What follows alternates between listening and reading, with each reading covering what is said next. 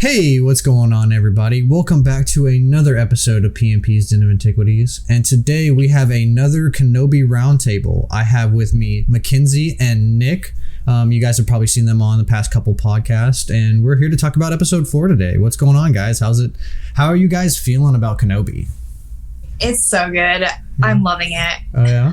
Nick, what about you? How you feeling, man? Yeah, I'm right there with everyone else. Definitely loving it. I'm really excited to see where it goes next because I thought the assault on Fortress Inquisitors was going to be like the finale of it. So now my expectations are blown away, not knowing what's next. Yeah, I'm kind of curious to see like where they go from here. Like I thought,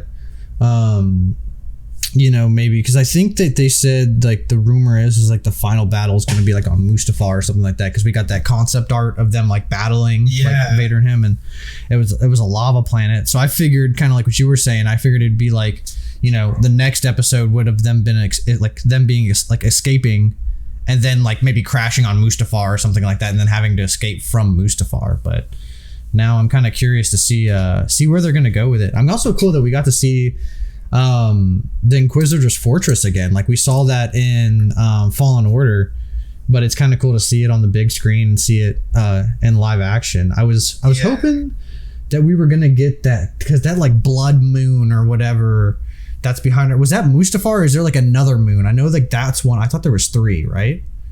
Or do you guys know? I don't know. I haven't played Fallen Order, so I don't know. Oh, okay. Yeah, there's like I couldn't tell if it was Mustafar though, because like in the game, because I've only played through it like actually like once, but I was a little bit sad that we didn't see something in the background. I thought that would have been really cool to do. But give me your guys' ratings. Like what do you guys rate this episode out of 10? I'd say an 8, just because like I love it, but number 3, because I think we're on 4, is still like my top one. Oh, for sure. Yeah, I agree. What about you, Nick? I was also going to say 7 or 8, definitely. Just right now, nothing can beat episode 3 with the whole burning Kenobi. Right. Thing. Yeah, I think that's because there was a little bit. The internet was kind of up in a tizzy about kind of this episode. This episode had a lot of heat around it. I think a lot of it was like, they wanted it like. We only have 6 episodes, right? And we got a 30-minute episode. So I think anytime you get kind of like a shorter episode, I think people tend to be a little bit more like, there's only so much time left. We got 2 episodes left. Sure. Yeah. Yeah. And then I heard a lot of people say when I was talking on Twitter with just some mutuals and stuff like that, is like a lot of people were expecting Clone Wars flashbacks in this episode, and we didn't get any of that. But I thought that would have been cool to show. It would have been perfect. It would have given like maybe like 5 more minutes of screen time, and like with them in the Bacta tank. Like I felt like the Bacta scene was like super cool, and I feel like you could have had everything that they had, and then maybe there's like a flashback or something. I thought that would have been really sweet. Yeah, but what did you guys think like of the in Boba?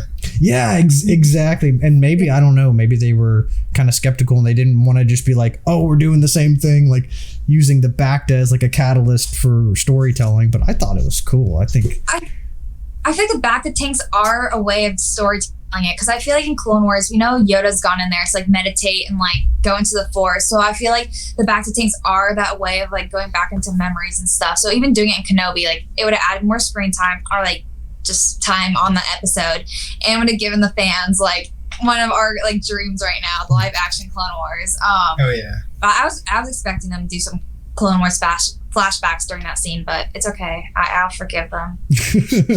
Yeah, I mean, hopefully we still get them, because I mean, I know they're. I don't know how they couldn't. They have Hayden, and he still looks super young. They have Ewan, which I still think looks super young, and then I don't know. I guess they'd probably have to hire somebody else for Ahsoka's character, because Rosario Dawson, I don't think could portray a young Ahsoka. Maybe she could. I don't know. Yeah, it's just like she's like, they're like super different in age, but but who knows? Maybe we get to see that in Qui Gon in the next episode. You never know. I'm still hoping for Qui Gon, man. If we get Qui Gon, it's game over for me. I'm just gonna be like, greatest show ever. It's awesome. I've heard rumors that he only did the voice, so I'm hoping we see him, but I've heard people say he only recorded his voice. Yeah. You know what? I'll take it. I want to see a Force ghost him. I really do. But I mean, at the end of the day, as long as we get Liam Neeson like a little bit, like how could you not? He's like calling out to Qui Gon throughout like the whole series. Like, you're gonna tell me you're not gonna let him like talk to him? That's messed up. Yeah, like that's a low blow in my opinion. But you kind of see in this episode Obi-Wan, I think, as he progresses through the, we kind of get him as this broken down individual who is like cut off. He basically almost cuts himself off from the Force, abandons being a Jedi, to like now. How do you guys like seeing him in like basically his like old Jedi? Like he has like, they're kind of reminiscent of his old Jedi robes, but kind of still what he had in A New Hope. How did you guys like that, of him like kind of donning this new outfit? Do you want to go first, or do you want me to? You can go. Okay. I love just like, it's basically clone or Jedi robes, and I love that because it's like we're getting back into like, I don't know, the Jedi like timeline, or like Jedi like time, I guess. That's my favorite part of Star Wars, the entire Jedi Order, and we're just seeing Obi-Wan grow in his confidence in being a Jedi once more. And that scene in the hallway with him with like the lightsaber and everything, I loved it so much. Like, he's back, and I'm so happy. Oh yeah. Nick, what did you think? I gotta say, it was pretty bold of him wearing that into a heavily fortified Imperial structure. Just one wrong move and that's over. But no, I like seeing him don some new, different colored robes other than the tan ones he always wears. I'm trying to think. Yeah, like Mackenzie said in the hallway with the water, how he's deflecting everything back and kind of like remembering stuff, and like, let me deflect this into the control panel, stop them from coming.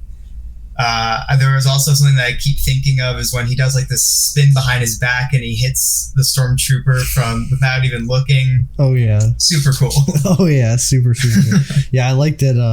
He's like, you can tell like the progression from like the beginning of the episode to the end of the episode. Like, he's like a different, like almost like user at that point, because he's like struggling to move like the little like greeble, or so I don't know what he's trying to move, but he's like barely moves it, and then he's like stopping the water. Like, that was intense. I thought that was really cool.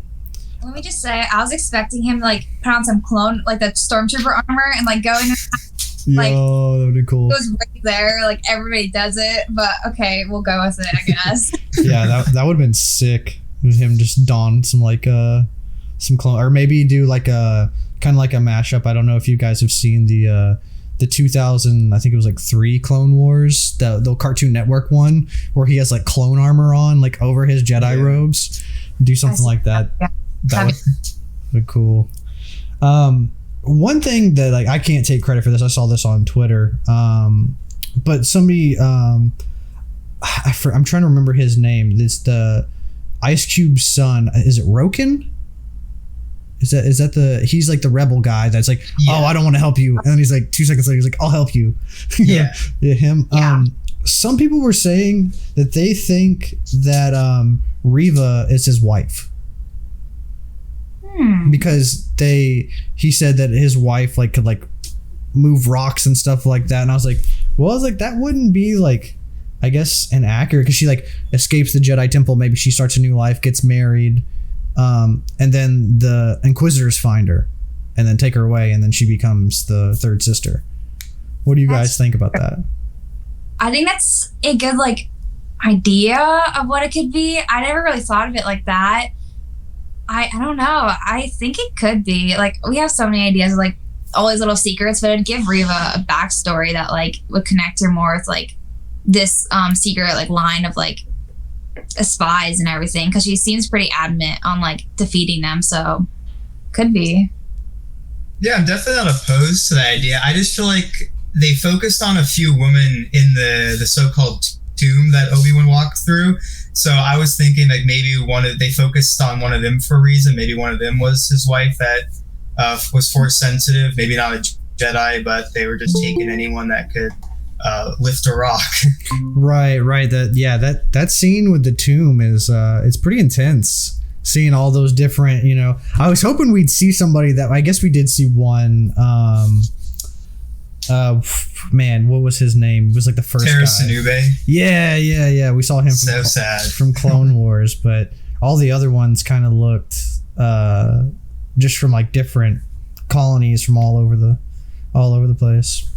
But, even just a kid in there, that was so sad. He still had his like little like Jedi training helmet on. Like, just threw him in there. Do you guys think that they were dead? Because I thought they were kind of like a carbonite freeze sort of thing where they weren't dead. I had the idea that they're still alive, but I don't know. I could be completely wrong. They're definitely being preserved in some way with that like amber gel or whatever. Jurassic Park style. That's very fitting. The boy that was frozen is one of the boys from the opening Order 66 scene. The kid who played him is credited in both episodes. Huh. Okay. So it's definitely some sort of like age, definitely being preserved that way. Because that was a few years ago that the Jedi Temple was stormed. It's just Jurassic Park Ember. right. What's going on, Ben? How's it going, man? Pretty good. It's funny. I said Terra Sanube as you said Terra Sanube, but I noticed my microphone was off.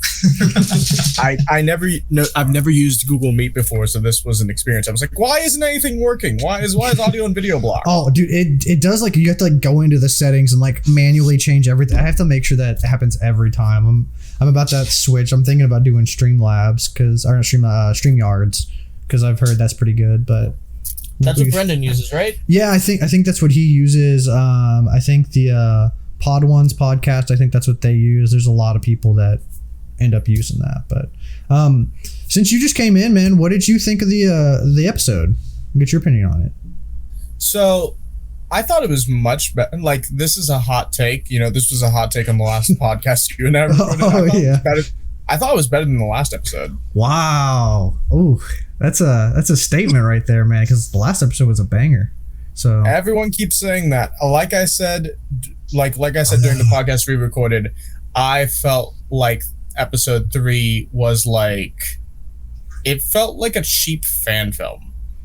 Like a fan film with just a little bit of money behind it. I could see some of the reasonings that you said. I didn't agree with necessarily with everything that you had said in that podcast, but you guys can go check that out too over at Cloud City Conversations. We did a podcast for episode 3. But you did have some valid points. I will say, like some of the things that you had brought up. I couldn't necessarily disagree with, even though I absolutely love the episode. But that's the thing that's cool about kind of doing this, is we can all talk about it and have our own opinions. But so you enjoyed it. So I did. I thoroughly did. What would you rate it out of 10? What would you give it? I'd give it like an 8 or a 9. I thought this episode was thoroughly good. I also like the sort of twist ending where it's like she let them go, because I don't know how to accredit that. Like, it feels like in the moment she says that to Vader, she's just trying to save her own skin. But you find out at the end of the episode that she actually does it. That she put a tracker in Lola, which shows how clever of a character she is, despite the fact that she doesn't come off as clever. Like, Riva is smarter than I think a lot of us gave her credit for, which is interesting. She like initially she just comes off as a reckless, angry, stupid person. That's what she comes off as entirely. She comes off as reckless, angry, and stupid. But no, she's actually smart. It's because she's ambitious. She never really had ambition before she knew Kenobi was alive. Once she knew that for sure, after she set up that trap for him and she noticed that he was actually alive, that's when she started to get smart. I noticed more calculating. For sure. It's like, I was gonna say, so right before you came in, I asked the question. I saw this on Twitter actually, that a lot of people are speculating that I keep saying Rokin. I don't know if that's his name. The guy that play Ice Cube's son. He's like the rebel guy. I think his name's Rokin. I want to say it's Rokin, but I can't remember. There was a theory out there that he was married to Reva, and that they were, because he mentions that his wife was taken by the Empire, and I wanted to see what you thought about that theory. It's just like nothing's confirmed, obviously. It's just a theory, but I mean, I feel like that's So I could see it as something that's plausible. You know, the issue I have with it is what the Grand Inquisitor said in episode 2, being that, you know, you came to us. So oh yeah. Like, which implies that, you know, Reva wanted to go the dark at the same time. You know, you could have it set up so that she went behind her husband's back to do that. It really just depends. I mean, you know, it's an interesting theory to be sure. Plus, you know, they're both black, so it works with Disney's agenda of no biracial couples. But yeah, I don't know. I mean, it's certainly interesting. It's certainly very interesting.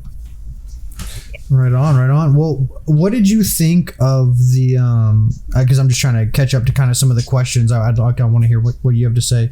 What did you think of the tomb scene of like all the Jedi and all the Force sensitives being basically either dead or preserved in these like cubicles when they went down there? What did you think about that? Also, is that Quinlan in the first pod? Like the first pod, I don't think it is. You see, that was the first thing that popped in my head. I don't think it's him. Yeah. I genuinely don't think it's him because Quinlan. So Quinlan in the comics and in the Phantom Menace just has a long mane. Quinlan in the Clone Wars has dreadlocks. And the Jedi in this thing, in this amber tomb, has dreadlocks. But, you know, it's honestly hard to tell. I feel like, you know, there's probably someone out there who's like, okay, this is this Legends Jedi, and this is this Legends Jedi, and this is this Legends Jedi, blah, blah, blah, blah, blah. But, you know, there was obviously some Jedi I noticed in there. Like Terrace Nube I recognized immediately, because I've always liked that character ever since I saw him in that episode of the Clone Wars when, you know, Lightsaber lost. Yeah.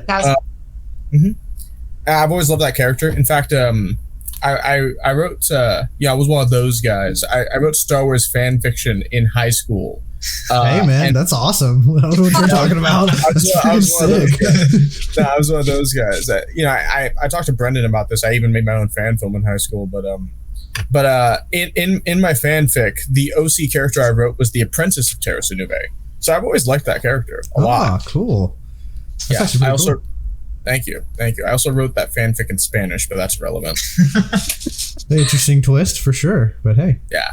But so I've always liked that character, and the fact that I saw him there, I was like, what the hell? It was haunting. And you could tell it was a haunting scene. I think that just shows how great of an actor Ewan McGregor really is. Because obviously, you know, that was just all CGI. Like, it was either all CGI or it was like they took pictures of people in costumes, then froze them and put them like there, like edited them in. But Ewan McGregor's able to, you can hear the emotion in his voice when he just says to them, it's a tomb. Like, it sounds like he's about to cry. It's a testament to his acting, and it sort of harkens back to, you know, his acting ability in the prequels when he was just surrounded by blue screens all the time. Like, you recall that scene of him in Attack of the Clones when he's talking to, I'm trying to remember the name of the governor of Kamino, the prime minister of Kamino. What's his name? It's not Lama Su. It's I'm sure somebody's screaming at us through the screen right now. It's this. Yeah, I'm sorry I don't remember every Kaminoan's name. Like, Kaminoan 2. Actor 2. Yeah. Also, that reminds me, Kaminoans have long necks. This is a complete tangent. Kaminoans have long necks. The Jedi character Yerl Poof, who's on the Jedi Council, he has a long neck. Not Kaminoan at all. And yet, in the new Lego Star Wars game, you find you unlock his character by going to Kamino. Do you really? What the heck? It's funny. I was playing the game earlier and going through and I went through the entire mission list to see which missions were attached to each character. And if I'm remembering properly, it said Yerl Poof found on Kamino. Oh man, no, his like that robot chicken with him in it, where he's like the cafeteria guy on the Death Star, will never not be funny to me. Like, it's funny. They commit to the joke too, because if you remember, there's this running character in the Robot Chicken Star Wars sketches named Gary the Stormtrooper, and there's this one sketch where Gary drives the Death Star, while the Death Star pilot is taking a dump, and he notices that he's about to crash into a planet. So he's like, okay, how do I stop? And then he finds the emergency brake, and he puts the emergency brake on immediately, and you see everyone on the Death Star just shifts to the left randomly. And Yaro Poop is there, still in the cafeteria, and he shifts to the left. And the only person who stands still is Darth Vader, who's in the middle of strangling somebody. But the person he's strangling gets knocked to the left and replaced by somebody else. And he just keeps strangling. It's like, committed. It's too late now. completely off topic. But oh, dude, by the way, your shirt, that's on topic. Your shirt's freaking sick, dude. Thanks. That's awesome. My stepmother got me this for my birthday, which was last weekend. Oh, very cool. Very cool. Yeah, I'm very happy with it. So, but the reason I brought up Kamino is because you have that scene where Obi-Wan's talking to the Prime Minister of Kamino, and he's the only one in that room. Yeah. Ewan McGregor is the only one in that room, and you believe that he's talking to somebody else the entire time. And I have no doubt that there was probably like a blue bench like next to him to show where the character was going to Somebody be. holding up a blue ball like up here. Yeah. But he's like one of the few actors in that trilogy who, I think, and obviously I'm a prequel show, that. But like, I think Ewan McGregor, more than almost anyone else in that trilogy, was able to make you believe that he was talking to creatures that weren't really there.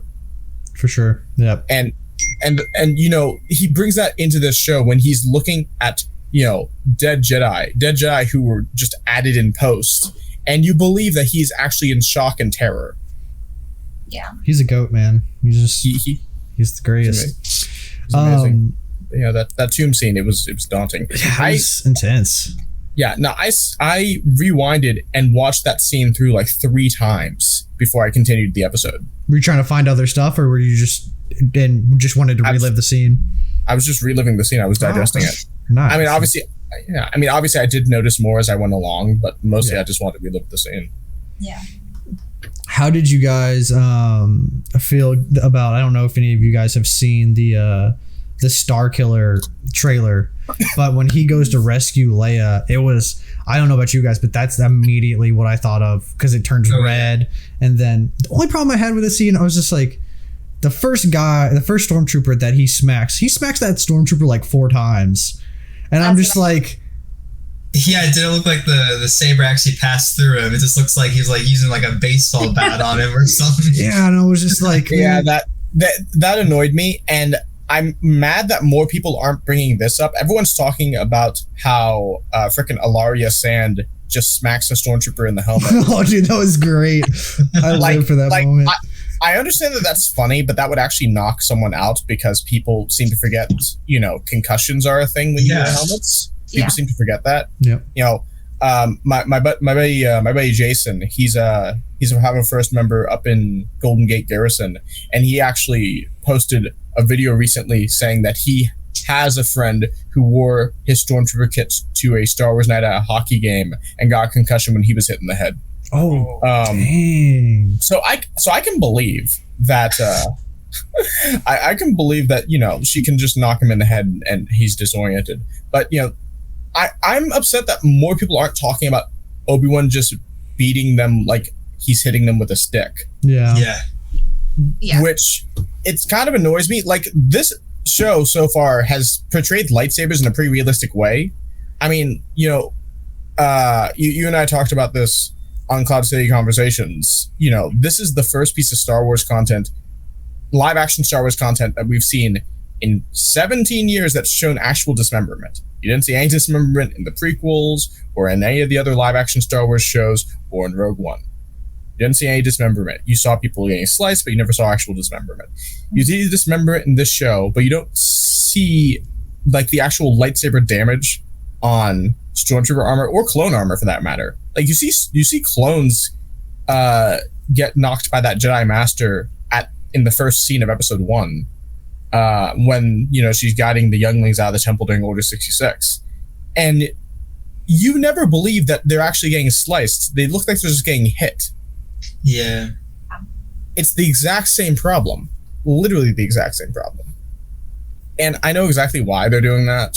It's because it's easier to just show that than to edit in a slice. Right, yeah. Come on, sure, it's lazy. Come on. They needed to add an extra $1 million. It was only like 90 million. They were like, "Oh, Saber Slashes aren't in the budget. It's like 91 million. We can't do that." I've literally seen fan films where they put in the time to actually edit in a Saber Slash, and it doesn't look real. But that's because they don't have money. This show has money, and they're not doing that. Yeah. Right. But I did. In essence, though, I did think the scene was kind of. I liked how it kind of emanated some of that Starkiller kind of vibe. I think even Sam Witwer posted on his Twitter. He's like, man, first Kenobi takes my legs, now he's taking my scenes. Oh yeah, I saw that. He was like, that was good. He's like, what is going on? I was like, oh man, Sam Witwer's he's great. He's got a good sense of humor. But what did you guys think? This is the first time we saw like the live action like Purge Troopers. You know, I know we got a big cosplay group here. What did you guys? Because it's different. It's not the same from Fallen Order. It's more like, I would say, Stormtrooper-esque. What were your guys' opinions on that? Mackenzie, what did you think? I liked it because we haven't really seen a lot of like Purge Troopers, and so like getting that new trooper come in and like just bring like not like the basic Stormtrooper like level. I thought it was cool. I don't even know if Cody's still alive during this or whatever, but I was like, oh, maybe Cody's gonna come in and be a Purge Trooper or something, and Dude, I think that'd be cool.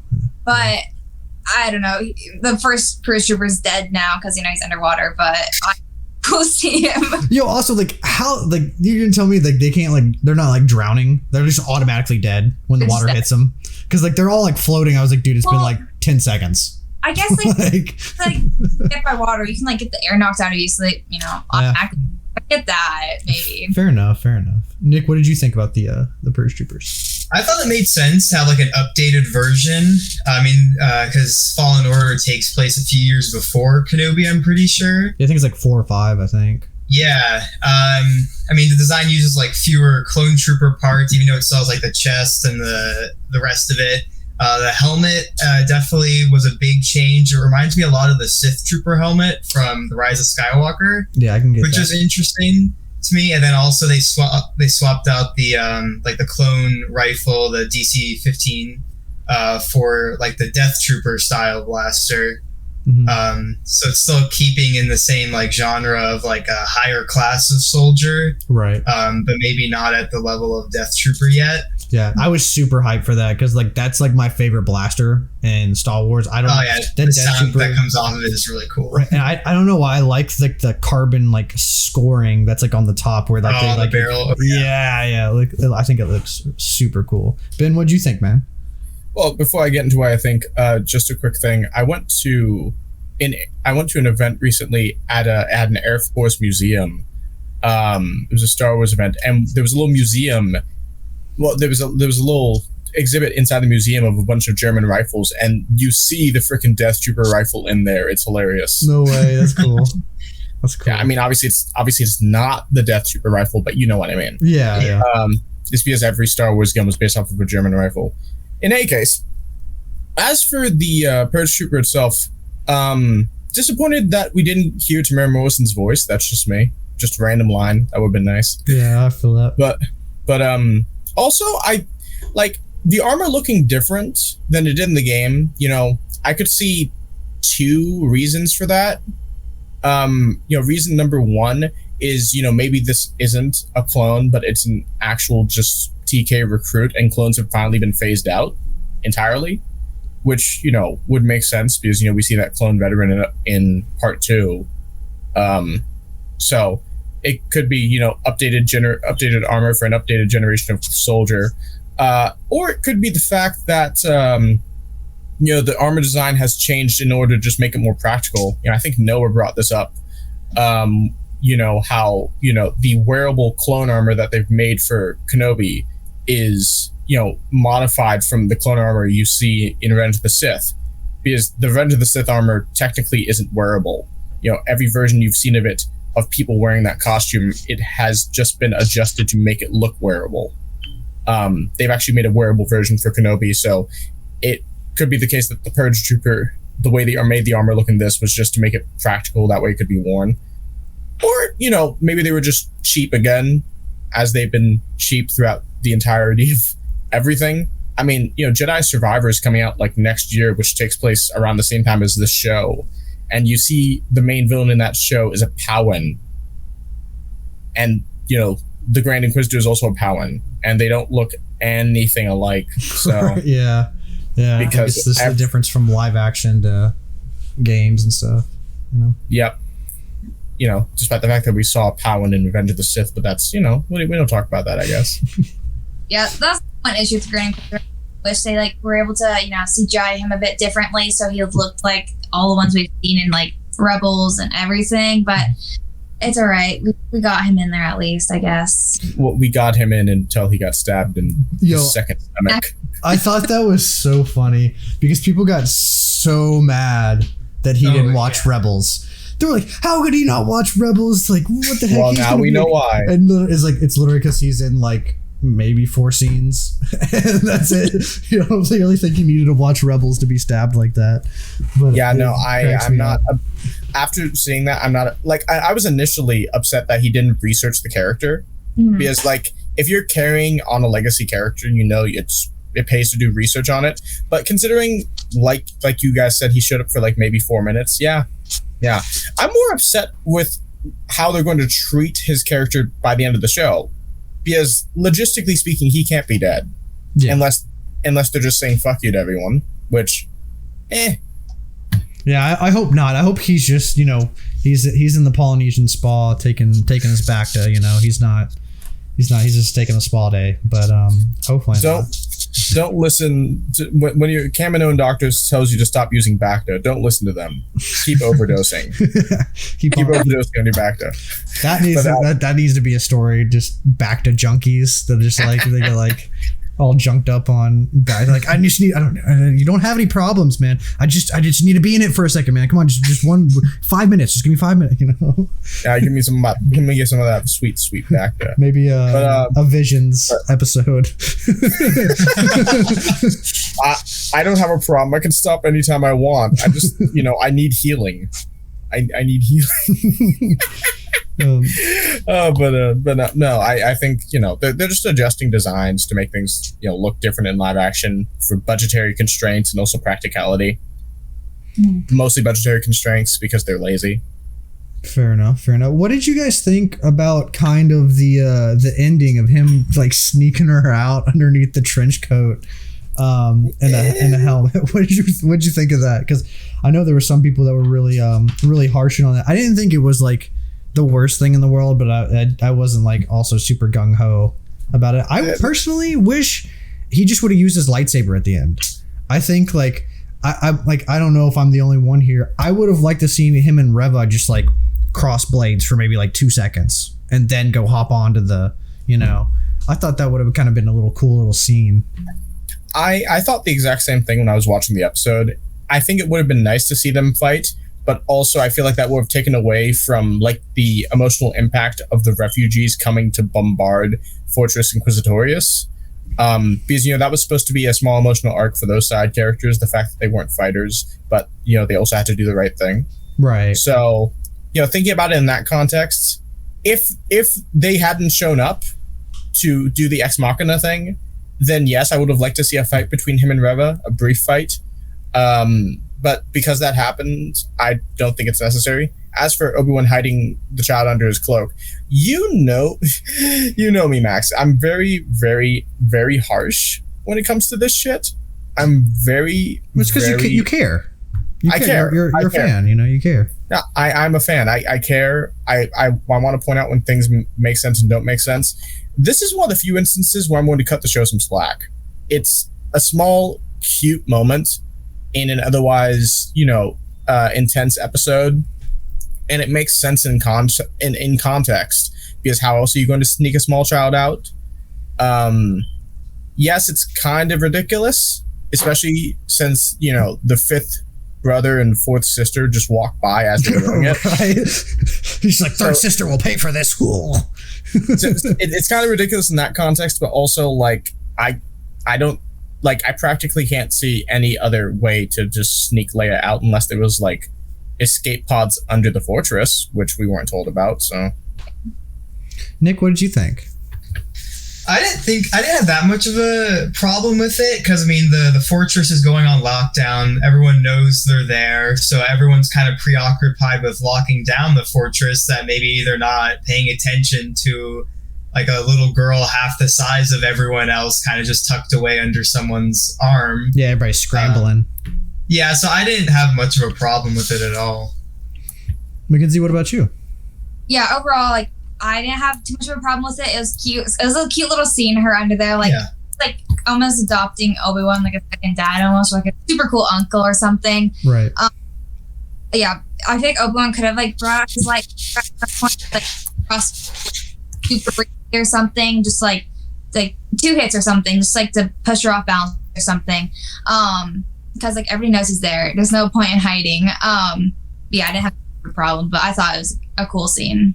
Yeah, I thought it was cool that they brought in kind of like because this episode definitely gave me like original trilogy vibes, like pretty hardcore, and I like that they kind of brought in a lot of like the elements. Like he did like the hand movement where it like made the stormtroopers think like something was going on over there. Her bonking the stormtrooper helmet actually made me think of that scene in A New Hope where the stormtrooper comes in and bonks his head on the lift. I thought that was very reminiscent of that.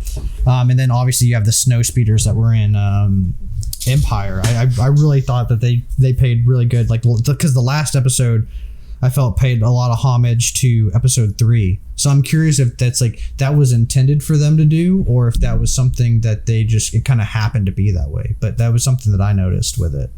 One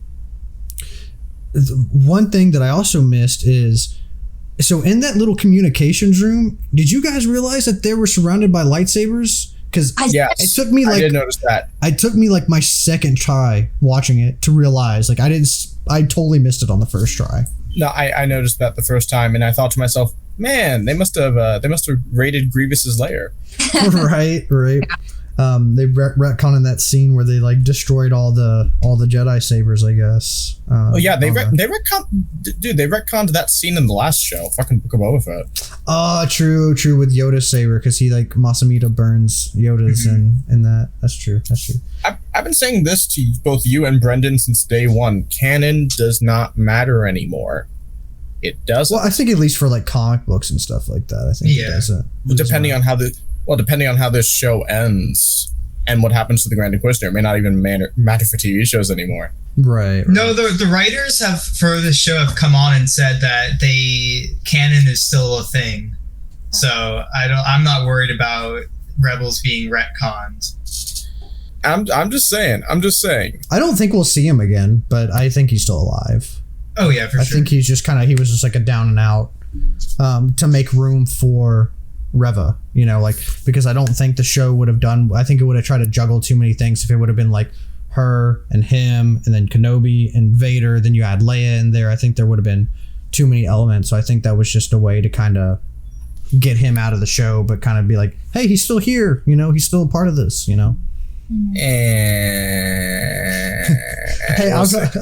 I'm not saying it's the best way to go about it, but I do think that they're... I'm just saying they've retconned a lot of stuff in the last 2 years, like a lot. Yeah, they've retconned Jabba's Rancor. They retcon Kanan's origins. Wait, how did they retcon Jabba's Rancor? Jabba's Rancor was originally a male Rancor named Pasisa. Now it's a female Rancor named Muchi. But we don't know if that's the same Rancor. That was canon. That was never confirmed that went to Jabba, though, did it? It was confirmed in that episode that Rancor went to Jabba, and then the creators came on later and then confirmed that was Jabba's Rancor from Return. Oh, that's right. Did they really? They did. Yeah, that's right. What? So they retconned that. They retconned Kanan's origins during Order 66 through Bad Batch. They retconned Yoda's saber. They retconned Cobb Vanth's origin from Aftermath. At least we got him, though. I mean, we got Cobb Vanth. I like me some Timothy Oliphant. I'm not saying I don't. Yeah. Yep. I'm just saying we're still pretending that canon matters when it clearly doesn't. Yeah, but see, again, a lot of that, I think some of them weren't, but like I think a lot of those were from like, I will 100% agree with like books and comic books. Like that stuff's like, and I think in their eyes, it might as well be like fan fiction. They'll pick stuff from it but they can kind of do whatever they please. Because I feel like a lot of the stuff that you mentioned, maybe minus like Jabba's Rancor, because obviously that one in the movie is a male, that they retconned it. But I don't know. I mean, I guess we'll kind of, only time will tell. But what do you guys want to see from we got 2 episodes left, man. I know that's crazy. Oh, well, hypothetically, because Ewan said that there might be 10, but who knows. But what do you guys want to see from the last 2 episodes? Well, I want to see Vader and Obi-Wan again, obviously doing like a bigger rematch. Like Obi-Wan obviously has gained some more confidence in being a Jedi again, or like at least just using his lightsaber. So if we can get like actually like a bigger on scale battle, maybe on Mustafar, that'd be great. A rematch on Mustafar, that'd be pretty sick. Where his castle is. Well, dude, what if it was like in his castle? Like, what if it started in his castle and then it's on the roof? Dude, even better. That would be sick. Like just like you can just see Mustafar from like a you're like on like the Eiffel Tower or something like that, essentially, and just like looking at like that'd be sick. That's hot. That's hot. All right, Lucasfilm, I know you're not listening, but if you are listening, that's what you gotta do. You gotta reshoot the scenes, do whatever you gotta do on top of Vader's castle on Mustafar. That's what we want. That's what people want. Yeah, and then just more Leia Obi-Wan scenes. Like, I'm just loving their little interactions. And I saw someone was like, "This makes so much more sense why Leia named her son Ben." Like, okay, fine now, because Ben means something to her, and like it's like a tribute to him almost. But I don't know. I'm just going with the flow, and I'm loving it. Heck yeah, dude! When he holds her hand, or when she holds his hand at the end, like my heart just like melted. I was just like, damn, this actor's freaking good, man. I was like, I was like, I know she plays a 10-year-old, but she looks like she's like 6. I don't know if you guys think that too, but she looks a lot younger than a 10-year-old. And the fact that she's just like, she's killing this acting, man. Like, I think she plays a really great Leia. No, she's doing great as a young Leia. And the amount of character depth they're adding for Leia and Obi-Wan is pretty incredible. It also explains why Leia knows Obi-Wan is Ben, because a lot of people don't remember this from A New Hope, because, you know, they get distracted by memes. You know, obviously you have the famous line in A New Hope where, you know, to hologram, Leia says, "Help me, Obi-Wan Kenobi, you're my only hope." And then Luke comes into the cell and Leia says the meme line, "Are you a little short for a stormtrooper?" Luke takes off the helmet and he says, "I'm Luke Skywalker, I'm here to rescue you. I came with Ben Kenobi." And she freaks out. It's like, "Ben Kenobi, really?" That's what she says. Yep, she does. You're right. So she knows him as Ben, so that makes sense. The only thing I wished they've done, the only thing that I wish that they had done, is canonize Leia's fetal memory of her mother's face. I would like that, because that's still something that they have not addressed at all from Return of the Jedi. How does she remember her mother's face? If you just establish that she has some sort of force ability that allows her to do that, I'm cool with it. I think so. I think that's, at least that's what I got from it, is that like you can you see like sprinkles of like her force abilities when like Riva is like interrogating her and she can't like read her mind and stuff like that. We get like little glimpses of it, and I think maybe it's just the fact that like she isn't like in tune with the force like yet, and like maybe like when she trains with Luke a little bit or something like that, maybe she gets those images or like flashback images from that sort of stuff. You know how like Anakin can kind of see into the future? Maybe she has like something where she can see stuff from like her past, or like, you know, something like that, which I think would be pretty sick if that's pretty interesting.